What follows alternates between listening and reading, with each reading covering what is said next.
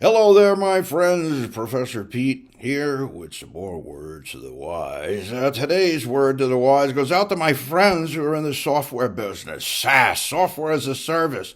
To those of you that are making cold calls or following up on leads and making cold calls to prospects, I want you to make sure that you don't start telling them about the software. Features and benefits descriptions, third-party references, and all this other babbly blah, blah, blah. All right?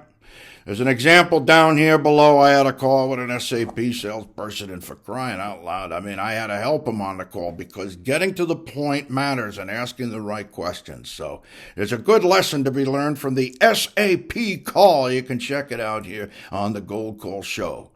But I just want to remind you that when you're making conversation with prospects, you got to get to the point real fast, all right? The Gold Call script helps you do that. It takes away all of that pressure to make nice and build rapport and all of this small talk, only that when you try to transition to a business conversation, you're met with a lot of resistance. So we want to disarm these ordinary prospects and win them over. And we're only going to win them over with less words, all right, and keeping things simple. So check out the Gold Call script examples. I've recorded them for you.